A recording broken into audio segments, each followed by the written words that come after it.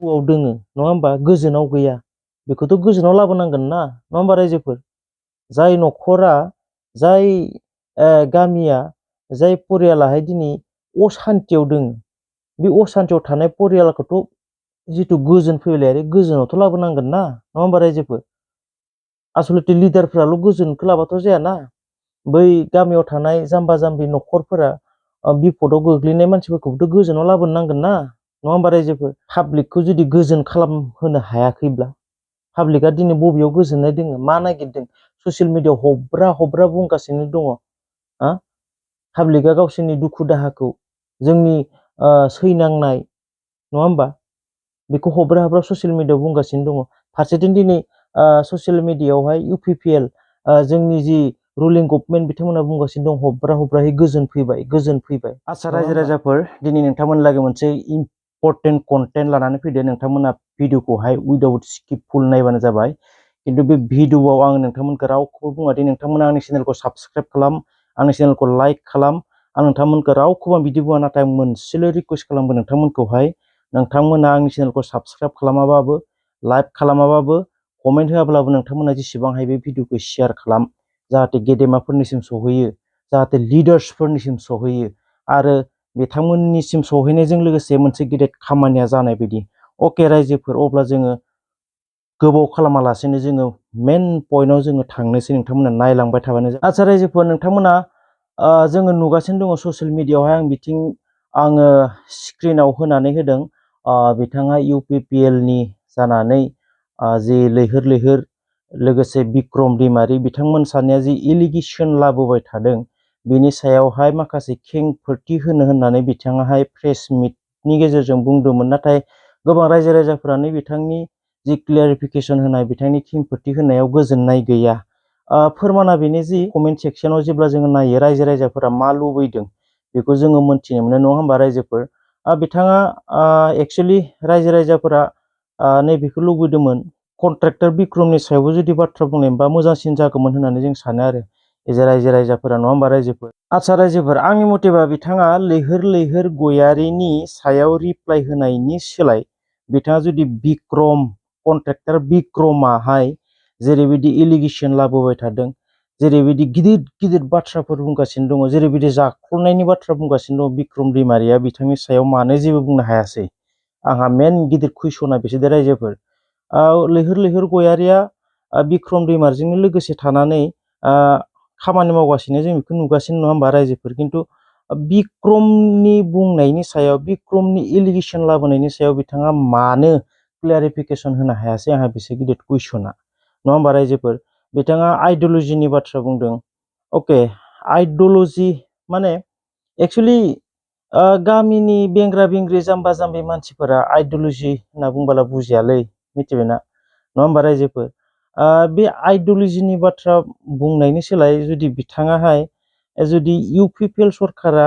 मा खामानि मावदों मा खामानि मावाखै बहि कलम लानानै गोलावहै लिस्ट खालामना लाबोनानै जुदि प्रेस मिटनि सिगाङाव फरायना खिथिनायमोनब्ला UPPL सरकारा 1 नम्बराव बेखौ मावदों 2 नम्बराव बेखौ मावदों 3 नम्बराव बेखौ मावदों नै इसिबां मोजां खामानि मावदों नोंथांमोना मानो नुवाखै होनना जुदि फरायनानै होनायब्ला रायजो राजाफोरा बांसिन माने फोथायनाय थागौमोनदां होननानै आं सानो आरो नङा होमबा रायजोफोर नाथाय बिनि जि क्लियारिफिकेसन होनाय बिनि जि बुंनाय बेवहाय जों मोनसेबो जोङो क्लियारिफिकेसनखौनो जों मोननो हायाखै खिन्थु बिथाङा मा बुंखो लैहोर गयारिखौ मोनसे जायगायावहाय इनभाइट खालामबाय बिनि गेजेराव डिभाइड खालामनो डिभाइड होनखो ना डिबेट होनखो दा मोजां बुजियासै दे रायजोफोर डिबेट खालामनो बिथांमोना मोनसे जायगायावहाय लैहोर गयारिखौ इनभाइट खालामबाय नाथाय बिनि सोलाय जुदि बिथाङा रायजो राजाफोरनि सिगाङाव जुदि मोनथिहोनायमोनब्ला बिक्रम दैमारिनि जि एलिगेसन लाबोनायनि सायावहाय नङा होमबा जाख्ल'नायनि जि बाथ्रा ओंखारबाय थादों जि कारापसननि बाथ्रा ओंखारबाय थादों बिक्रम दैमारि मोनबायदिनिफ्राय बिथांमोननि सायाव जुदि क्लियारिफिकेसन होनायबा रायजो राजाफ्रा गोबां गोजोननाय थागौमोन खिन्थु दिनै बिथांनि क्लियारिफिकेसननि सायाव गोबां रायजो राजाफ्रानो गोजोननाय गैया 100आव 99% रायजो राजाफ्रानो गोजोननाय गैया नोंथांमोना कमेन्टफोरखौ नायनो हागोन नङा होमबा रायजोफोर आं बुंनाया जुदि फल्सबा आंनि बुंनाया जुदि गोरोन्थिब्ला अके एक्सुअलि बिथांमोनाहाय ससियेल मिडियायावहाय बिब्दि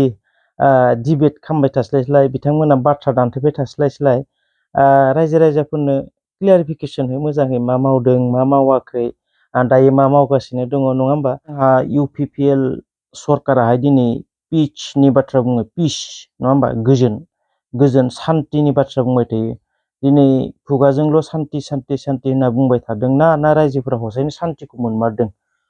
एक्सुवेलि बे मोनसे गेदेर सोंलु नङा होमबा रायजोफोर दिनै लिडारफोरा ससियेल मिडियाआवहाय मिटिं दावथिङावहाय प्रेस मिटआवहाय माने गोजोननि बाथ्राखौ बुंबाय थादों खिन्थु दिनै हसायैनो गामियारि ओनसोलाव रायजो राजाफोरा दिनै बे पिसखौ मोनदोंना मोनाखै गोजोननायखौ मोनदोंना मोनाखै रायजो राजाफोरा दिनै मा हालोदाव दोङो नङा होमबा रायजोफोर दिनै जोङो जुदि बुंनो थाङोब्ला ससियेल मिडियायाव दिनै पाब्लिकआ ससियेल मिडियायाव दिनै गामिनि जाम्बा जाम्बि बेंग्रा बेंग्रि मानसिफोरा दिनै ससियेल मिडियायाव होख्राव गावसोरनि दुखु दाहाखौ गावसोरनि सैनांनायखौ गावसोरनि खैफोदखौ दिनै ससियेल मिडियायावहाय दिनै फोरमायगासिनो दङ बिथांमोना बेखौ नुदोंना नुवाखै एक्सुवेलि बे आंनि गेदेर कुइसन दे रायजोफोर दिनै पिस होनना बुंबाय थायो गोजोन फैबाय होनना बुंबाय थायो दै बुंबाबो दिगदार बुङाबाबो दिगदार गोबां समायाव किसुमान बाथ्राफोरखौ दै रायजोफोर मिथिबायना भिडिअखौ उइदाउट स्किपफुल नायलांबाय था आं मा बाथ्रा बुंनो थांगासिनो दङ दिनै गोजोन फैबाय होननानै लिडारफोराहाय ससियेल मिडियायाव हब्रा बुंबाय थायो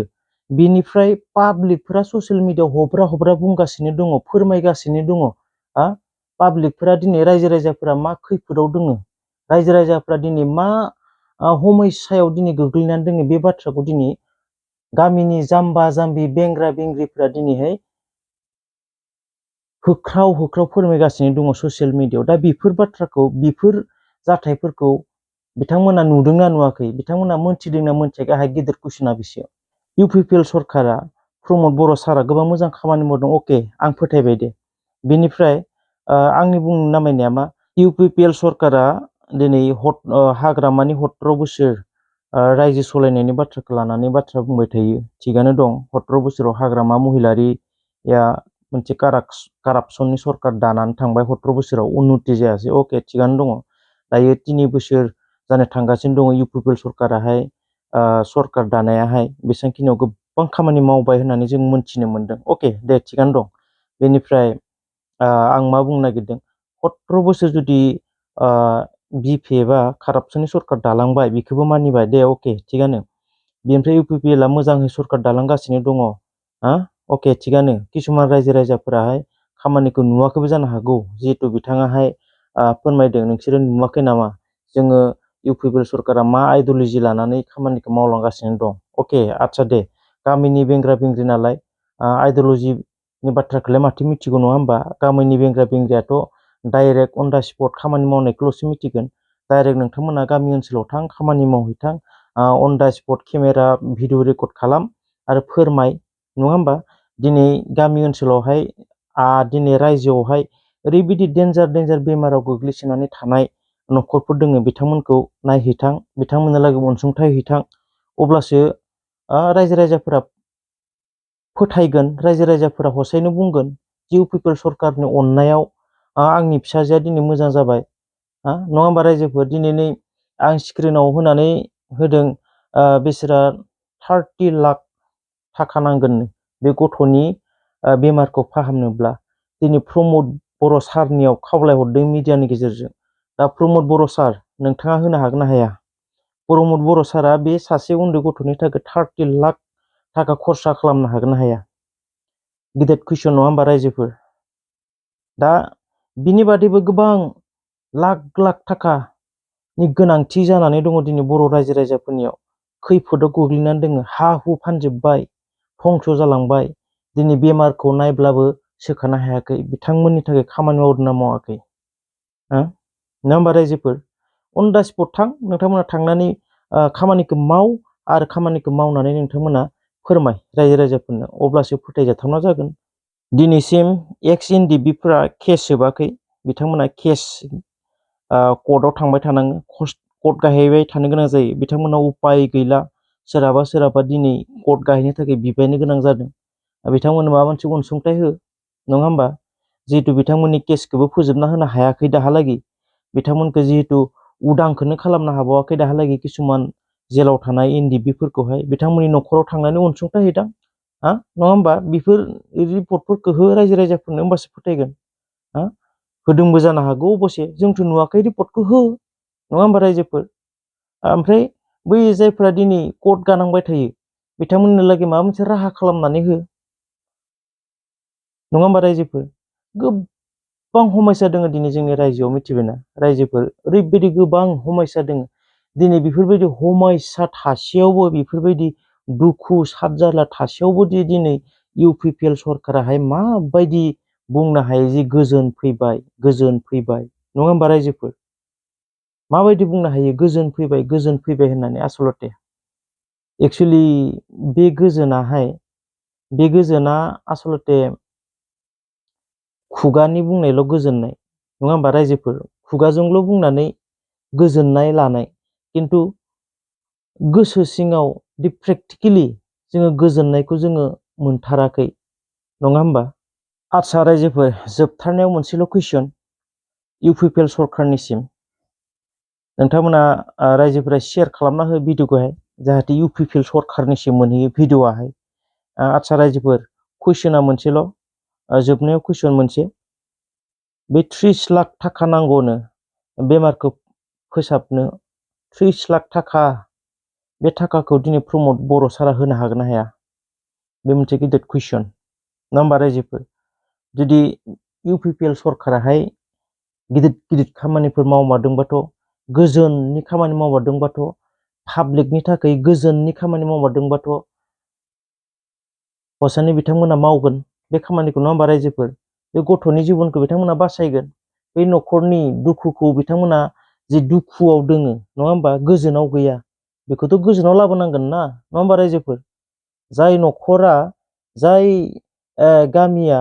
जाय परियालाहाय दिनै असान्तियाव दोङो बे असान्तियाव थानाय परियालखौथ' जिथु गोजोन फैलायारि गोजोनावथ' लाबोनांगोन ना नङा होमबा रायजोफोर आसलते लिडारफ्राल' गोजोनखौ लाबाथ' जायाना बै गामियाव थानाय जाम्बा जाम्बि न'खरफोरा बिपदाव गोग्लैनाय मानसिफोरखौबोथ' गोजोनाव लाबोनांगोन ना नङा होमबा रायजोफोर अब्ला दा बे न'खराहाय 30 लाख थाखा नांगौ बिथांल' नङा बिथांनि बादैबो गोबां न'खरफोर दोङो गोबां बेबायदिनो सुबुंफोर दोङो जायफ्रा दिनै लाख थाखा गैयिनि थाखाय दिनै बेमार नायजानो हायाखै थैहां अबस्थायाव दोङो दा बेफोर सुबुंफोरखौ गोजोनाव लाबोनो हागोन ना हाया बेसे दा नङा होमबा रायजोफोर ओरैनो खुगायावल' जुदि लिडारफोराल' इउपिपिएल सरकाराल' खुगायावल' गोजोन पिस होनो बुंबाथ' जाया दिनै जुदि पाब्लिकखौ जुदि गोजोन खालामहोनो हायाखैब्ला पाब्लिकआ दिनै बबेयाव गोजोननाय दोङो मा नागिरदों ससियेल मिडियायाव हब्रा बुंगासिनो दङ पाब्लिकआ गावसोरनि दुखु दाहाखौ जोंनि सैनांनाय नङा होमबा बेखौ हब्रा ससियेल मिडियायाव बुंगासिनो दङ फारसेथिं दिनै ससियेल मिडियायावहाय इउपिपिएल जोंनि जि रुलिं गभर्नमेन्ट बिथांमोना बुंगासिनो दं हब्राहै गोजोन फैबाय नङा होमबा अके रायजोफोर जेसेबांनो बुंलांलाङो आसा खालामो बे भिडिअनि गेजेरजों नोंथांमोना एसेब्लाबो माबा मोनसेब्लाबो बुजिनो हाबाय आरो जोङो बुजिनो हाबायदि जोंनि रायजोआव दिनै गोबां अलखदाव गोग्लैनाय रायजो राजाफोर दङ नङा होमबा गोबां न'खरफोर दङ दिनै गोजोनखौ मोननो हायाखै बिथांमोननि थाखाय नोंथांमोना जुदि हेल्प खालामोब्ला नोंथांमोना जुदि सहाय खालामोब्ला गोबां इउटुब चेनेलफोराव नोंथांमोना नुखाबाय नैबे स्क्रिनाव आं होना होबावदों बेयाव नोंथांमोना जुदि अनसुंथाइ हरोबा अनसुंथाइ हरनो हागोन जोबनायाव बेखौनो बुंबाय आरो जुदि भिडिअ माबा मोनसे गोरोन्थिफोरा बुंफ्लांलांबायबा नोंथांमोना आंखौ क्षमा खालामगोन होननानै आङो गुरैयै निमाहा बिनाय थाबाय थेंक इउ सो माच